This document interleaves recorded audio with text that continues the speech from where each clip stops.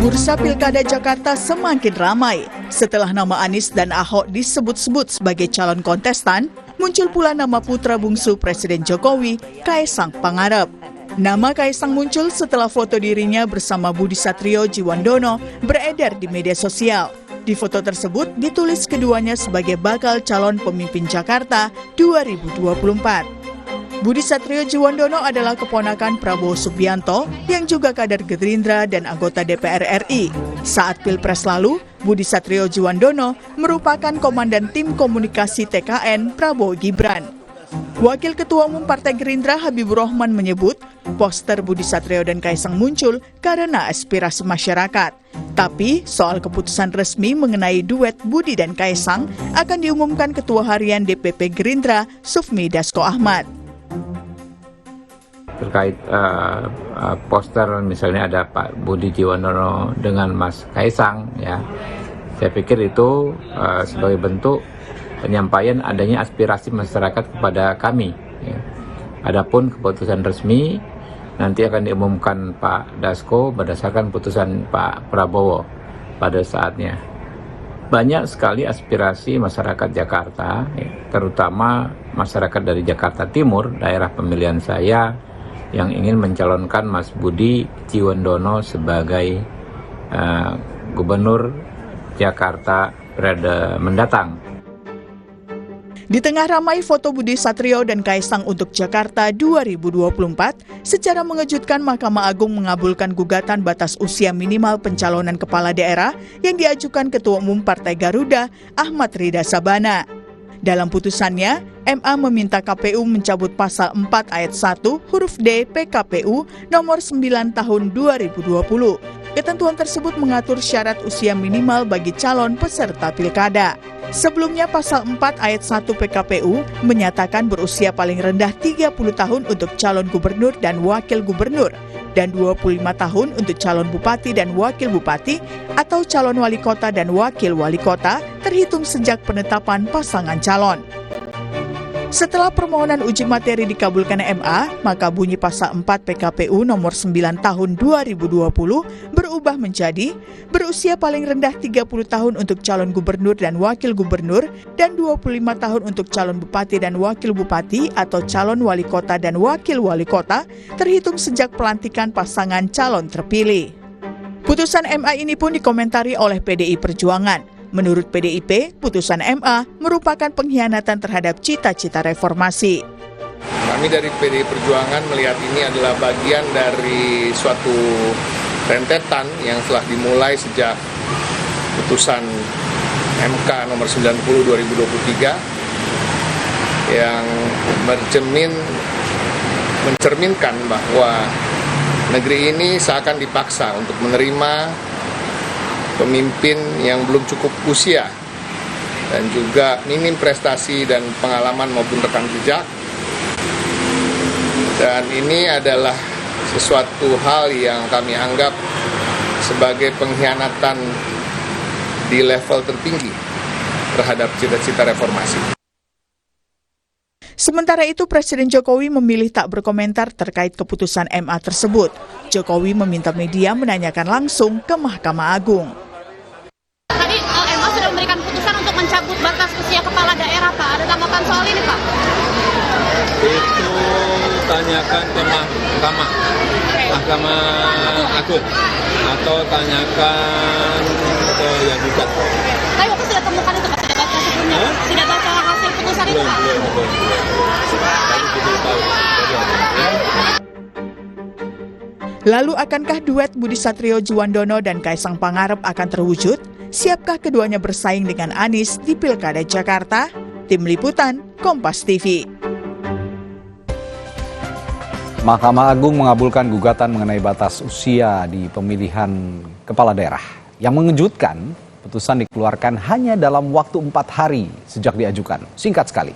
Dan bersamaan pula dengan viralnya foto putra bungsu Presiden Joko Widodo Kaesang Pangarep dan Budi Satrio Djiwandono yang bertuliskan bakal calon pemimpin Jakarta 2024. Nah, benarkah MA mengubah aturan untuk membuka jalan bagi Kaesang Pangarep melaju di Pilkada Jakarta? Kita akan bahas soal ini bersama analis politik sekaligus Direktur Eksekutif Carta Politika Yunarto Wijaya. Selamat pagi Mas Toto. Selamat pagi Mas Radi. Ya, ini kayak dejavu nih saya nih, sebelumnya kita bahas rame-rame kemarin sebelum Pilpres, sekarang terjadi lagi sebelum Pilkada Jakarta. Ada yang bisa Anda analisis soal ini, Mas Toto? Sebenarnya yang mengagetkan adalah kalau kita masih kaget. Ya. Karena sebetulnya kan sudah ada pola yang terjadi ya. Apakah ini tidak bisa disamakan dengan keputusan MK nomor 90?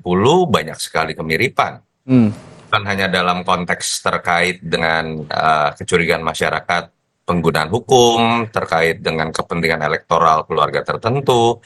Lalu kalau kita bicara penggugatnya ya, tadi kan Pak Jokowi bilang tanyakan penggugatnya. Ya. Penggugatnya Partai Garuda, Ketua Umum Partai Garuda, yang juga dulu pernah melakukan gugatan dalam rangkaian peristiwa menuju keputusan MK nomor 90. Ada PSI, ada Garuda, ada beberapa kepala daerah yang kebetulan adalah kader Gerindra.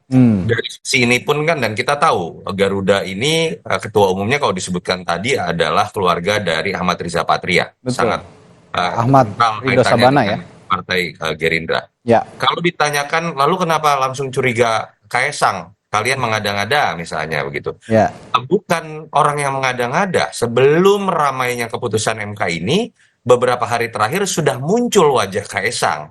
Yang memunculkan adalah petinggi Partai Gerindra juga di sosmednya.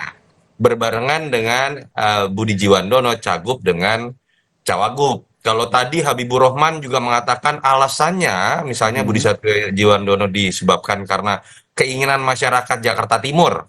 Ya. Saya kok yakin tidak ya, karena Budi ini bukan dapil Jakarta Timur. Dapil Jakarta Timur itu Habib. Ya. Budi ini wakil dari Kalimantan Timur. Jauh sekali Jadi dapilnya. saya nggak tahu gitu logikanya dari mana. Jadi ya sudahlah, saya pikir ini kan sudah jelas pattern yang ada. Mas Kaesang pun menjadi ketua umum di PSI itu disebabkan oleh proses yang sangat instan. 2 hari langsung jadi ketua umum. Jadi saya pikir kita tidak perlu kaget lagi. Dan silahkan kalau Mas Kaesang mau maju sekalian gitu, saya pikir jangan nanggung. Ada Mas Mobi maju, ada Mas Gibran maju, ada Mas Kaesang maju, dan ya sudah, biarkan masyarakat yang kemudian menilai, termasuk kita akan menguji masyarakat Jakarta yang katanya paling rasional, Betul. apakah bisa menerima pasangannya atau tidak. Ngomong-ngomong masyarakat Jakarta yang paling rasional, saya juga agak sepaham dengan Mas Toto, karena ini berkaca dari Pilpres dan Pileg lalu saja tidak sejalan lah ya dengan apa yang terjadi di beberapa provinsi lain begitu, mulai dari Jawa Tengah, Jawa Timur, Jawa Barat begitu. Hanya Jakarta saja kalau saya lihat kemenangan bukan pada sosok Prabowo Subianto dan Gibran Rakabuming Raka. Bahkan di pemilu legislatif juga pemenangnya bukan PDI Perjuangan melainkan Partai Keadilan Sejahtera. Ini khusus untuk Jakarta. Saya mau bicara juga ini saya akan tanyakan ke Mas Toto, apa sih sebenarnya yang ada di benak masyarakat Jakarta hari-hari ini ketika melihat rangkaian ya, kita melihat satu rangkaian Pilpres dan sebentar lagi nanti menghadapi Pilkada Jakarta, Mas Toto. Iya, pertama memang Pilkada DKI ini selalu membuat kejutan. Kalau kita ingat di 2012 dan 2017, 2012 orang menjagokan Foke. Siapa yang menyangka kemudian Wali Kota Solo maju dan mengalahkan tokoh-tokoh nasional, termasuk incumbent Foke. 2017 juga siapa yang menyangka Ahok bisa kalah. Ya. Dan siapa yang menyangka Anies, mantan menterinya Jokowi, kemudian tiba-tiba maju. Jadi mungkin ya, kalau saya menduga-duga, itu juga yang ada di isi kepala teman-teman yang ingin mengajukan pasangan yang mengejutkan kalau jadi maju ya. Ada Budi Satrio Jiwandono dengan Kaesang, karena mungkin merasa ada mitos yang mengejutkan inilah yang akan menang. Tapi harus dilihat juga loh dalam pattern yang ada, apakah tidak pernah ada darah biru punya nama besar, anak muda juga yang pernah maju ada. Di situ ada nama Mas AHY. SBY, mantan presiden 2 periode, ganteng, muda, mewakili kaum milenial, dan kita tahu ada di peringkat terakhir dalam pertarungan dengan Ahok dan Anies. Ada indikasi apa harus dilihat juga. Jangan-jangan munculnya darah biru, itu kan modal yang paling dimiliki ya oleh Budi dengan Kaesang, ponakan Prabowo dengan anaknya Jokowi. Belum tentu kalau di Jakarta itu menjadi faktor yang bisa menguatkan, bisa jadi malah itu akan melemahkan. Apalagi kalau lawannya adalah Anies Baswedan. Lebih menarik lagi kalau ada Ahok juga di situ. Anies dan Ahok orang bisa lihat kerjanya apa, sementara dua sosok yang pengen dimajukan ini kita belum tahu sepak terjangnya, tapi punya nama besar. Saya meyakini kalau situasi seperti itu bukan tidak mungkin malah akan berakhir seperti AHY. Oke.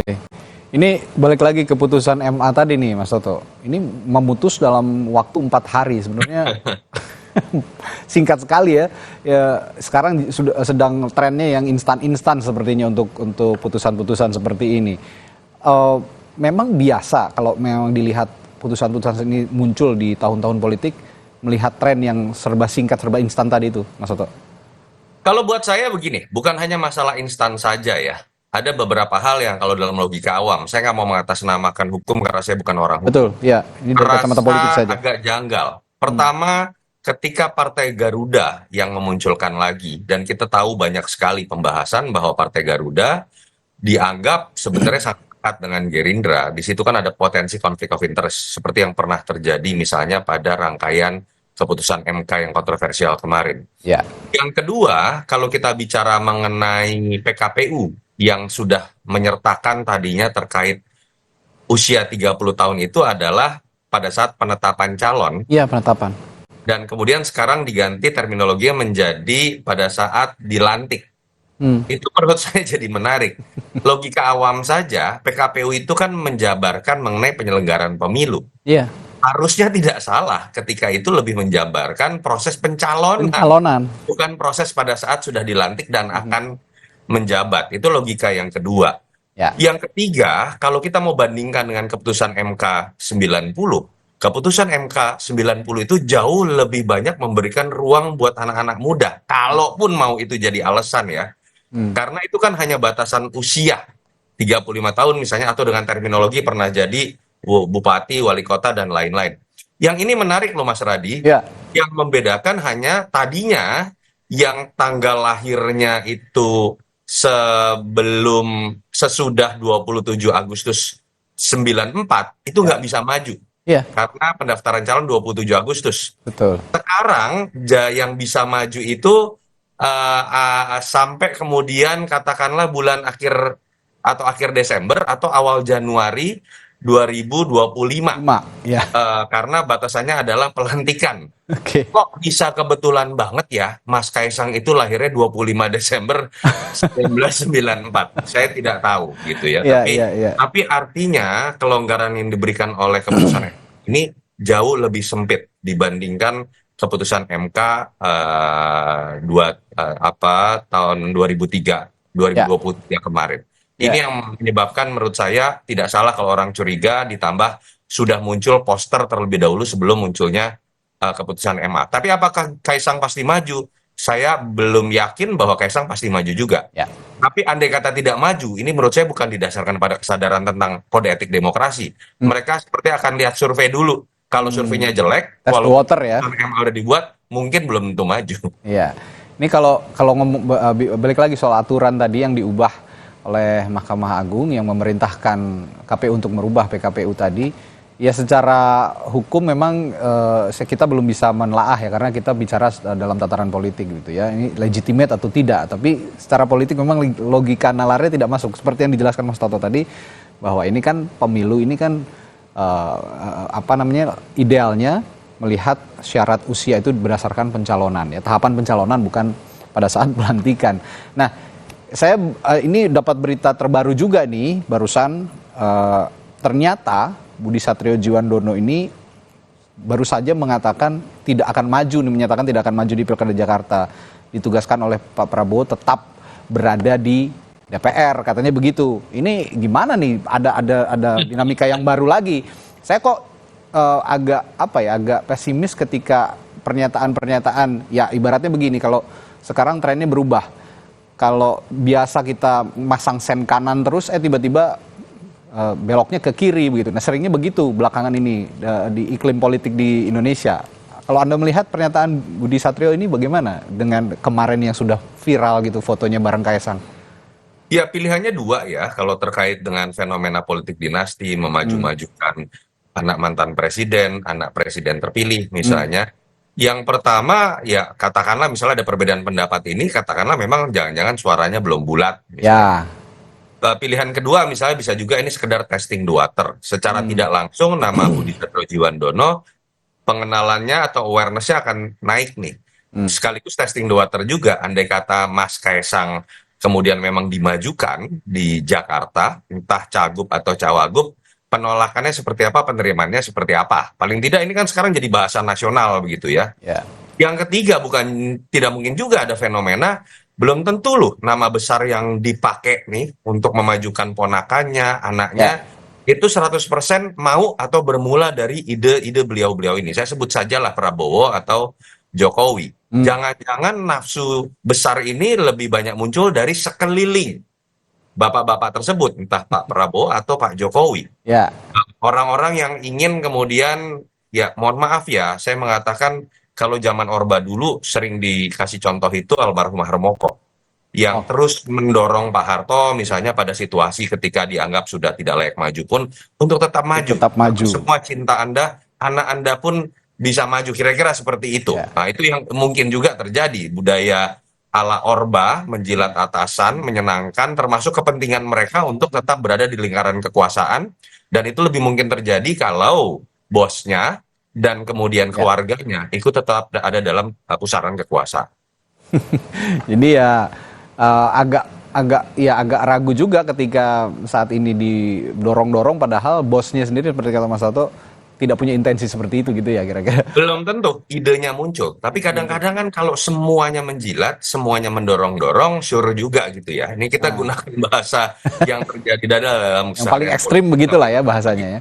Betul. Nah, jika resmi diusung Gerindra, ini kita berandai lagi nih ya, karena ya seorang Sufmi Dasko, ketua harian DPP Partai Gerindra begitu, yang punya posisi sentral gitu di Partai Gerindra, ini kan sudah memasang foto ini di akun media sosial. Nah, jika resmi diusung, apakah Budi Satrio dan Kaisang ini pasangan yang akan menarik perhatian dan akhirnya dipilih warga Jakarta? Kira-kira menurut Anda juga kan sering menelaah begitu ya, bagaimana elektabilitas tokoh-tokoh yang berseliweran di Jakarta ini. Bagaimana nih, Mas Toto? Kalau dalam survei-survei yang ada sebelum, tentu saja nama Budi Satriojiwandono saya yakin tidak ada satupun lembaga survei yang pernah memasukkan. Kalau Kaisang masih ada ya? Ada, tapi tidak tinggi. Oke. Dan kalau kita lihat secara personal branding, sulit buat bersaing dengan tokoh seperti Anies atau Ahok yang jelas punya basis masanya tersendiri. Ya. Akan tetapi kan kita tahu, ini bukan tentang Budi, bukan tentang Kaisang. Ya. Ini tentang Prabowo dan tentang Jokowi. Ini tentang image kekuatan Prabowo dengan kekuatan image Pak Jokowi. Jangan-jangan ini tentang perangkat birokrasi. Jangan-jangan ini tentang bansos. Jangan-jangan ini tentang aparat. Maaf ya, itu kan yang menjadi pembahasan ketika Presiden maju dalam gugatan MK pada saat Pilpres kemarin. Artinya ketika ponakan Presiden terpilih dan anak dari nanti Pak Jokowi akan jadi mantan Presiden maju, itu juga yang mungkin akan jadi kontroversi. Dan sayang, menurut saya ini akan menyita perhatian publik yang harusnya publik di Jakarta berdebat tentang penanganan banjir, tentang penanganan kemacetan, tentang penanganan polusi, bukan tentang misalnya politik dinasti, bukan tentang penggunaan aparat dan lain-lain. Bahkan bukan tidak mungkin itu akan menyita percakapan dari pilkada serentak yang jumlahnya akan ada ratusan.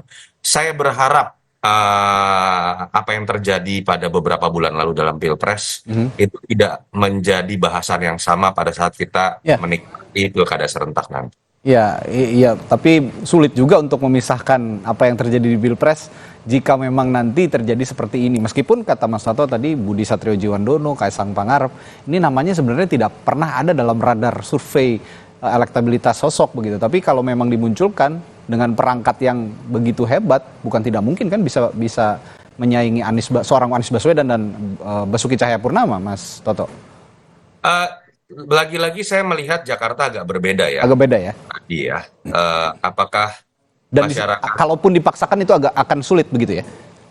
Saya sih senang kalau kemudian keduanya maju, karena menurut saya itu bisa jadi potensi bumerang terhadap apa yang disebut dengan politik dinasti, terhadap apa yang disebut dengan potensi TSM ya. Ya, Tapi saya melihat tetap ini berbahaya malah kalau kita ingin memberikan masukan positif ya buat Budi Satrio Djiwandono sama Mas Kaisang.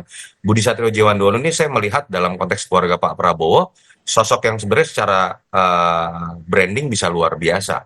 Dia anak muda, dia punya penampilan menarik, dia pintar dan Ya. bisa dikatakan simpatik ya kalau image kita lihat dalam gaya komunikasi di daerah. Sosok ini bisa jadi pengganti Pak Prabowo tanda kutip kalau kita lihat dalam image-nya, dalam track record-nya. Terlalu disayangkan kalau kemudian langsung dicemplungkan dalam image yang tidak terlalu baik. Ya. Image-nya seakan-akan nebeng omnya dalam logika politik dinasti. Begitu pula Mas Kaisang, sudahlah budaya instan ini cukup melekat di Mas Kaisang pada saat masuk menjadi ketua umum partai. Umum partai. Masa ketua umum partai, anak presiden hanya menjadi cawagup dan masih nebeng nama ayahnya, itu menurut saya juga kasihan buat Mas Kaisang. Iya. Jadi berartilah orang-orang di sekitar yang sepertinya terus mengojok-ngojokkan keluarga Pak Jokowi dengan Pak Prabowo, biarkan mereka berkembang dan menunjukkan sebuah karya dan prestasi, dan itu akan lebih membuka kemungkinan mereka berkarir politik. Oke. Tapi yang menarik begini, Mas Toto, ini ya MA sudah berputus begitu dan tinggal memerintahkan KPU untuk mengubah PKPU soal aturan syarat calon batas usia calon gubernur dan wakil gubernur. Tapi saya melihat juga ada berita ini di salah satu harian atau mungkin media online begitu bahwa PKS menyetujui ternyata sepakat dengan putusan ini. Ada apa ini? PKS kan juga pada saat Pilpres lalu sangat menentang begitu ya dengan adanya putusan 90 di Mahkamah Konstitusi. Tapi kali ini bagus katanya. Berarti anak muda bisa maju nih katanya gitu kira-kira. Dan nggak mungkin kan ini juga diubah lagi begitu kan, sudah diubah masa diubah lagi.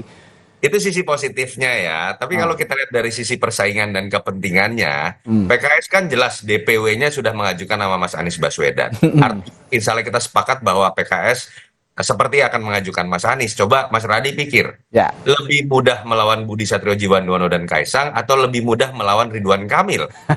Menurut saya lebih sulit melawan Ridwan Kamil. Karena surveinya menyatakan Ridwan Kamil bersaing dengan Anies Baswedan. Jadi itu yang saya sebutkan tadi, jangan sampai kemudian upaya mengojok-ngojokkan nama keluarga bos begitu ya, ponakan dan anak, itu malah membuat lawan politik tertawa. Yang akan jadi korban itu bukan yang mendorong-dorong, mereka sih tetap jadi tim sukses dan tim sukses ini tetap selalu sukses, entah calonnya kalah atau menang.